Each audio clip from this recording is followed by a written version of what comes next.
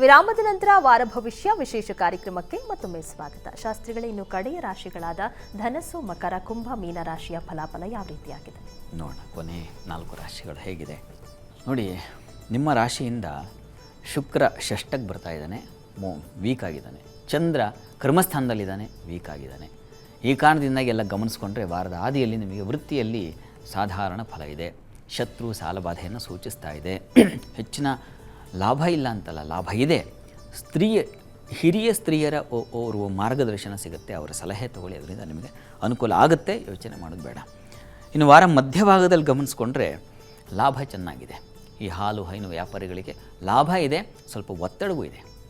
ಸ್ವಲ್ಪ ಸಂಗಾತಿಯಲ್ಲಿ ಮನಸ್ತಾಪ, ಸ್ವಲ್ಪ ಅವರ ಆರೋಗ್ಯದಲ್ಲಿ ಏರುಪೇರು, ಸ್ವಲ್ಪ ವ್ಯವಹಾರಗಳಲ್ಲಿ ತೊಡಕುಗಳು, ಜೊತೆಗೆ ಸಾಲಬಾಧೆ ಇದನ್ನು ಕೂಡ ಸೂಚಿಸ್ತಾ ಇದೆ. ಇದರ ನಿವಾರಣೆ ಸ್ವಲ್ಪ ಮಟ್ಟಿಗೆ ಅನುಕೂಲ ಇದೆ, ಇಲ್ಲ ಅಂತಲ್ಲ. ಸ್ತ್ರೀಯರ ಒಂದು ಸಲಹೆಯಿಂದ ಈ ಒಂದು ತೊಡಕನ್ನು ದಾಟ್ತೀರ. ಇನ್ನು ವಾರ ಅಂತ್ಯಭಾಗದಲ್ಲಿ ಗಮನಿಸ್ಕೊಂಡ್ರೆ ನಿಮಗೆ ಸ್ವಲ್ಪ ಸಂಗಾತಿಯಲ್ಲಿ ಮನಸ್ತಾಪ ಇದೆ, ಸ್ತ್ರೀಯರಿಗೆ ಕಷ್ಟದಾಯಕವಾಗಿದೆ. ವಾರ ಮಧ್ಯದಲ್ಲಿದ್ದಂಥ ತೊಡಕು ವಾರದ ತೊಡಕಿನ ಪ್ರಮಾಣ ಏರ್ತಾ ಹೋಗುತ್ತೆ ವಾರದ ಅಂತ್ಯದಲ್ಲಿ. ಹೀಗಾಗಿ ಸ್ವಲ್ಪ ಜಾಗ್ರತೆ ಬೇಕು. ಇದಕ್ಕೇನು ಪರಿಹಾರ? ಗಾಬರಿ ಮಾಡ್ಕೊಬಿಡಿ, ನಿಮಗೆ ಧೈರ್ಯ ಇದೆ. ಶನೈಶ್ಚರ ತೃತೀಯದಲ್ಲಿದ್ದರೆ ಧೈರ್ಯ ತಂದು ಕೊಡ್ತಾನೆ. ಹೀಗಾಗಿ ಧೈರ್ಯದಿಂದ ಎದುರಿಸ್ತೀರ ಇವೆಲ್ಲವನ್ನು. ಜೊತೆಗೆ ಲಕ್ಷ್ಮೀನಾರಾಯಣ ಹೃದಯ ಪಾರಾಯಣ ಮಾಡಿ. ಮಕರ ರಾಶಿಯವರಿಗೆ ವಾರದ ಆದಿಯಲ್ಲಿ ನಿಮಗೆ ವೃತ್ತಿಯಲ್ಲಿ ಸಮಾಧಾನ ಫಲ ಇದೆ. ತಂದೆ ಮಕ್ಕಳಲ್ಲಿ ಭಿನ್ನಾಭಿಪ್ರಾಯ, ಅದು ಮಾಂದಿಯಿಂದಾಗಿ. ಈ ತಾಯಿಯನ್ನು ವಹಿಸಿಕೊಂಡು ಮಾತಾಡ್ತಾ ಹೋದರೆ ತೊಡಕುಗಳು, ಆ ತಾಯಿ ಪರ ನಿಂತರೆ ಮತ್ತೆ ತೊಡಕುಗಳು, ಈ ಥರದ್ದೆಲ್ಲ ಇದೆ. ಸಣ್ಣ, ಯಾಕಂದರೆ ಚಂದ್ರನೂ ಸೇರಿದ್ದಾನಲ್ಲಿ ಮಾತೃಕಾರಕ, ಹೀಗಾಗಿ ಸ್ವಲ್ಪ ಹುಷಾರು. ಇನ್ನು ವಾರ ಮಧ್ಯಭಾಗದಲ್ಲಿ ಗಮನಿಸ್ಕೊಂಡ್ರೆ ವೃತ್ತಿಯಲ್ಲಿ ನಿಮಗೆ ತುಂಬ ಚೆನ್ನಾಗಿದೆ, ಹೆಚ್ಚಿನ ಅನುಕೂಲ ಕಾಣಲಿಕ್ಕೆ ಅವಕಾಶ ಇದೆ. ಆದರೆ ಸಂಗಾತಿಯಲ್ಲಿ ಮನಸ್ತಾಪ, ಆಪ್ತರಲ್ಲಿ ನಿಮ್ಮ ತುಂಬ ಕ್ಲೋಸ್ ಫ್ರೆಂಡ್ಸ್ ಅಂತೀವ ಅವರಲ್ಲಿ ಸ್ವಲ್ಪ ಮನಸ್ತಾಪಗಳು ಬರ್ತಕ್ಕಂಥದ್ದು. ವಿದೇಶ ಪ್ರಯಾಣ ಇದ್ದರೆ, ದೂರ ಪ್ರಯಾಣ ಇದೆ, ಅಲ್ಲಿ ತೊಡಕುಗಳು ಕಾಣ್ತಕ್ಕಂಥದ್ದು, ಈ ಥರದ್ದೆಲ್ಲ ಸ್ವಲ್ಪ ತೊಡಕು. ಇನ್ನು ವಾರದ ಅಂತ್ಯಭಾಗದಲ್ಲಿ ಗಮನಿಸ್ಕೊಂಡ್ರೆ ನಿಮಗೆ ಲಾಭದಾಯಕವಾಗಿದೆ. ವ್ಯವಹಾರಗಳಲ್ಲಿ ಹೆಚ್ಚಿನ ಲಾಭ ಕಾಣಬಹುದು, ಹೆಚ್ಚಿನ ಸುಖ ಸಮೃದ್ಧಿ ಕಾಣಲಿಕ್ಕೆ ಅವಕಾಶ ಇದೆ. ಆದರೆ ತೊಡಕುಗಳಿಲ್ಲ ಅಂತಲ್ಲ, ಸ್ವಲ್ಪ ಪರಿಶ್ರಮ ಹೆಚ್ಚಾಗುತ್ತೆ. ಸ್ತ್ರೀಯರಿಗೆ ಸಣ್ಣ ಪುಟ್ಟ ದುಃಖದ ವಾತಾವರಣ ಸೂಚಿಸ್ತಾ ಇದೆ. ವಾಹನ ಪ್ರಯಾಣ ಸಂದರ್ಭದಲ್ಲಿ ಮಕ್ಕಳ ವಿಚಾರದಲ್ಲಿ ಸ್ವಲ್ಪ ಹುಷಾರಾಗಿರಬೇಕು. ಬರವಣಿಗೆ, ಮಾತು, ಇಂಥ ವಿಚಾರಗಳಲ್ಲಿ ಸ್ವಲ್ಪ ಎಚ್ಚರ ತಗೊಳ್ಳಿ. ಪರಿಹಾರಕ್ಕೆ ಬಹಳ ಮುಖ್ಯವಾಗಿ ಕರ್ಮಾಧಿಪತಿ ವೀಕಾಗಿರೋದ್ರಿಂದಾಗಿ ಮಹಾಲಕ್ಷ್ಮಿ ಸನ್ನಿಧಾನಕ್ಕೆ ಅವರೇ ಧಾನ್ಯ ದಾನ ಮಾಡಿದ್ರೆ ಈ ವೃತ್ತಿಯಲ್ಲಿ ಕೆಲಸ ಕಾರ್ಯಗಳಲ್ಲಿ ಆಗ್ತಕ್ಕಂಥ ತೊಡಕುಗಳಿಂದ ಹೊರಗೆ ಬರ್ತೀರ. ಕುಂಭರಾಶಿಯವರಿಗೆ ವಾರದ ಆದಿಯಲ್ಲಿ ನಿಮಗೆ ಶತ್ರುಗಳು ದೂರ ಆಗ್ತಾರೆ, ವೃತ್ತಿಯಲ್ಲಿ ಅನುಕೂಲ ಕಾಣಲಿಕ್ಕೆ ಅವಕಾಶ ಇದೆ.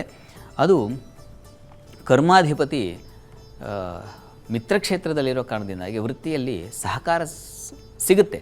ಆದರೂ ನೀವು ಒಂದು ಎಚ್ಚರಿಕೆ ಇಟ್ಕೊಂಡಿರ್ಬೇಕು. ಯಾಕೆಂದರೆ ರಾಹು ಜೊತೆಗೆ ಸೇರಿದಾಗ ಕರ್ಮಾಧಿಪತಿ ನಿಮಗೆ ಗೊತ್ತಿಲ್ಲದ ಹಾಗೆ ತೊಡಕುಗಳು ಉಂಟಾಗ್ಬಿಡುತ್ತೆ. ಹೀಗಾಗಿ ಹುಷಾರಾಗಿರಬೇಕು. ಇನ್ನು ಚಂದ್ರ ನಿಮ್ಮ ರಾಶಿಯಿಂದ ಅಷ್ಟಮದಲ್ಲಿದ್ದರೆ ನಷ್ಟ, ವ್ಯಥೆ, ದುಃಖ ಇದೆ, ಮನಸ್ತಾಪ ಉಂಟಾಗೋ ಸಾಧ್ಯತೆ, ಮನೋವ್ಯಾಧಿ ಬರ್ತದೆ. ಇನ್ನು ವಾರದ ಅಂತ್ಯಭಾಗದಲ್ಲಿ ನಿಮಗೆ ವೃತ್ತಿಯಲ್ಲಿ ಅನುಕೂಲ ಇದೆ, ಆದರೆ ಮಕ್ಕಳ ವಿಚಾರದಲ್ಲಿ ಮನಸ್ತಾಪ, ಮನಸ್ಸಿಗೆ ಸ್ವಲ್ಪ ತೊಂದರೆ ಉಂಟಾಗುತ್ತೆ. ಯಾವುದೋ ಮುಖ್ಯವಾದ ವಿಚಾರ ನಿರ್ಣಯ ಮಾಡುವಾಗ ಅಲ್ಲಿ ನೀವು ಸೋತು ಬಿಡ್ತೀರ, ಅಂಥದ್ದೊಂದು ಸೂಚಿಸ್ತಾ ಇದೆ. ಹೀಗಾಗಿ ಮುಖ್ಯವಾಗಿ ಯಾರಿಗೋ ಶ್ಯೂರಿಟಿ ಹಾಕುವ ಸಂದರ್ಭದಲ್ಲಿ ಅಥವಾ ಇನ್ಯಾವುದೋ ಪ್ರಾಮಿಸಿಂಗ್ ಸಂದರ್ಭದಲ್ಲಿ ಸ್ವಲ್ಪ ಹುಷಾರಾಗಿರಬೇಕು. ವಾರದ ಅಂತ್ಯದಲ್ಲಿ ನಿಮಗೆ ಪ್ರಯಾಣದಲ್ಲಿ ಸ್ವಲ್ಪ ತೊಡಕನ್ನು ಸೂಚಿಸ್ತಾ ಇದೆ. ಇದಕ್ಕೆಲ್ಲ ಏನಪ್ಪ ಪರಿಹಾರ ಕುಂಭರಾಶಿಯವರಿಗೆ ಅಂತಂದರೆ ನೋಡಿ, ಭಾಗ್ಯಾಧಿಪತಿ ಶುಕ್ರ, ನೀವು ಕೂಡ ಅವರೇ ಧಾನ್ಯ, ಅವರೇ ಕಾಳು ಸಮರ್ಪಣೆ ಮಾಡಿ ಅಮ್ಮನವ್ರ ಸನ್ನಿಧಾನಕ್ಕೆ, ಜೊತೆಗೆ ಶ್ರೀಕೃಷ್ಣ ಸನ್ನಿಧಾನಕ್ಕೆ. ಯಾಕಂದರೆ ಈ ಮಾಂದಿಯ ತೊಡಕು ವಿಪರೀತವಾಗಿದೆ. ಈ ಕಾರಣದಿಂದಾಗಿ ವಾರದ ಆದಿಯಲ್ಲೇ ಶುರುವಾಗುತ್ತೆ. ಅವಲಕ್ಕಿ ದಾನ ಮಾಡೋದ್ರಿಂದಾಗಿ ತುಂಬ ಅನುಕೂಲ ಆಗುತ್ತೆ, ವಿಶೇಷ ಫಲ ಕಾಣ್ತೀರಾ ನೋಡಿ. ಇನ್ನು ಮೀನರಾಶಿಯವರಿಗೆ ವಾರದ ಆದಿಯಲ್ಲಿ ನಿಮಗೆ ದಾಂಪತ್ಯದಲ್ಲಿ ಮನಸ್ತಾಪ, ವ್ಯವಹಾರಗಳಲ್ಲಿ ತೊಡಕು. ಕಾರಣ ಚಂದ್ರಮಾಂದಿ ಒಟ್ಟಾಗಿದ್ದಾಗ ಮೈಂಡ್ ಹಾಳಾಗಿಬಿಡುತ್ತೆ. ಬುದ್ಧಿಯ ಅಧಿಪತಿ ಅಪ್ಸೆಟ್ ಆಗಿಬಿಟ್ರೆ ಯಾವ ವ್ಯವಹಾರವೂ ಆಗೋದಿಲ್ಲ, ಏರುಪೇರಾಗಿಬಿಡ್ತದೆ. ಹೀಗಾಗಿ ಸ್ವಲ್ಪ ಹುಷಾರಾಗಿರಬೇಕು. ಮನಸ್ತಾಪಗಳು ಬರುತ್ತೆ, ಸಂಗಾತಿಯಲ್ಲಿ ಭಿನ್ನಾಭಿಪ್ರಾಯಗಳು ಬರ್ತಕ್ಕಂಥದ್ದು. ಮತ್ತು ಮಾಂದಿಯ ಸಂಚಾರ ದೇಹಕ್ಕೆ ಪೆಟ್ಟಾಗೋದು, 6ನೇ ಮನೆಯಲ್ಲಿ ಸಂಚಾರವಾದಾಗ ಎಡು ಬಿಡ್ತೀರಾ ಅಥವಾ ಇನ್ನೇನೋ ತರಚೋದು, ಗಾಯಗಳಾಗೋದು, ಇಂಥ ಸಾಧ್ಯತೆ, ಶತ್ರುಗಳ ಸಾಲದ ಬಾಧೆ, ಇದನ್ನೆಲ್ಲ ಸೂಚಿಸ್ತಾ ಇದೆ. ವಾರದ ಆದಿ ನಿಮಗೆ ಅಷ್ಟೇನೂ ಅನುಕೂಲಕರವಾಗಿಲ್ಲ. ಜನ್ಮಾಧಿಪತಿ ಮೌಢ್ಯನಾಗಿ ಬೇರೆ ಇದ್ದಾನೆ, ನಿಮಗೂ ಮೌಢ್ಯತೆ ಬಂದುಬಿಡುತ್ತೆ. ಇನ್ನು ವಾರ ಮಧ್ಯಭಾಗದಲ್ಲಿ ಗಮನಿಸ್ಕೊಂಡ್ರೆ ಚಂದ್ರ ಅಷ್ಟಮದಲ್ಲಿ ಮಾಂದಿ ಪಂಚಮದಲ್ಲಿ ಸಂಚಾರ ಆದಾಗ ಉದರ ಬಾಧೆ ಸೂಚಿಸ್ತಾ ಇದೆ. ಸ್ವಲ್ಪ ಕ್ಲಿಷ್ಟ ವಾತಾವರಣ, ಕಠಿಣವಾಗಿದೆಯೇನೋ, ಸವಾಲು ಎದುರಿಸೋಕ್ಕಾಗುತ್ತೋ ಇಲ್ಲವೋ ಈ ಥರದ್ದು ಸೂಚಿಸ್ತಾ ಇದೆ. ಗುರುವಾರದ ಮಟ್ಟಿಗೆ ಸ್ವಲ್ಪ ಪರವಾಗಿಲ್ಲ, ಸ್ವಲ್ಪ ಚೇತರಿಸ್ಕೊಳ್ತೀರಾ, ಸ್ವಲ್ಪ ಏನು ದಾರಿ ಕಾಣ್ತಾ ಇದೆ ಅಂತ ಒಬ್ಬರ ಉತ್ತಮರ ಸಲಹೆ ಸಿಗುತ್ತೆ. ಒಂದು ಕ್ಷೇತ್ರ ದರ್ಶನವೋ ಮತ್ತೊಂದು ಈ ರೀತಿಯಿಂದಾಗಿ ಅನುಕೂಲ ಆಗ್ತಕ್ಕಂಥ ಸಾಧ್ಯತೆ ಇದೆ. ಮುಖ್ಯವಾಗಿ ನೀವು ಗುರು ಶುಕ್ರರ, ಯಾಕಂದರೆ ಜನ್ಮಾಧಿಪತಿ ವೀಕ್ ಆಗಿದ್ದಾನೆ, ಹೀಗಾಗಿ ಗುರು ಪ್ರಾರ್ಥನೆ, ಅಮ್ಮನವ್ರ ಪ್ರಾರ್ಥನೆ, ಅದರ ಜೊತೆಗೆ ನಾಗ ಸನ್ನಿಧಾನದಲ್ಲಿ ಒಂದು ಎಳನೀರನ್ನು ಅಭಿಷೇಕ ಮಾಡಿಸಿ, ಅದು ತುಂಬ ಸಹಾಯವಾಗುತ್ತೆ. ಇವು 12 ರಾಶಿಗಳ ಫಲಾಫಲ. ಸರಿ ಶಾಸ್ತ್ರಿಗಳೇ, ಇಡೀ ವಾರ 12 ರಾಶಿಗಳ ಫಲಾಫಲ ಹೇಗಿದೆ ಅನ್ನೋದರ ಬಗ್ಗೆ ಮಾಹಿತಿ ತಿಳಿಸ್ಕೊಟ್ರಿ. ಜೊತೆಗೆ ಇರುವಂತಹ ತೊಡಕುಗಳಿಗೆ ಯಾವ ರೀತಿಯಾಗಿ ಪರಿಹಾರವನ್ನು ಕಂಡುಕೊಳ್ಬೇಕು ಅನ್ನೋದರ ಬಗ್ಗೆ ವೀಕ್ಷಕರಿಗೆ ಮಾಹಿತಿ ತಿಳಿಸ್ಕೊಟ್ರಿ. ಧನ್ಯವಾದಗಳು. ಸರ್ವೇ ಜನಾಃ ಸುಖಿನೋ ಭವಂತು, ಸಮಸ್ತ ಸನ್ಮಂಗಳಾನಿ ಭವಂತು. ಎಲ್ಲರಿಗೂ ಶುಭವಾಗಲಿ. ವೀಕ್ಷಕರೇ, ಇದಾಗಿತ್ತು ಇವತ್ತಿನ ವಾರ ಭವಿಷ್ಯ ವಿಶೇಷ ಕಾರ್ಯಕ್ರಮ. ನೇರ, ದಿಟ್ಟ, ನಿರಂತರ ಸುದ್ದಿಗಾಗಿ ನೋಡ್ತಾ ಇರಿ ಏಷ್ಯಾನೆಟ್ ಸುವರ್ಣ ನ್ಯೂಸ್.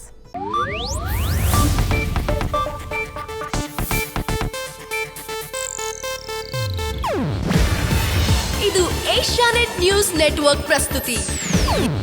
ನೀವು ನೋಡ್ತಿದ್ದೀರಾ ಏಷ್ಯಾನೆಟ್ ಸುವರ್ಣ ನ್ಯೂಸ್.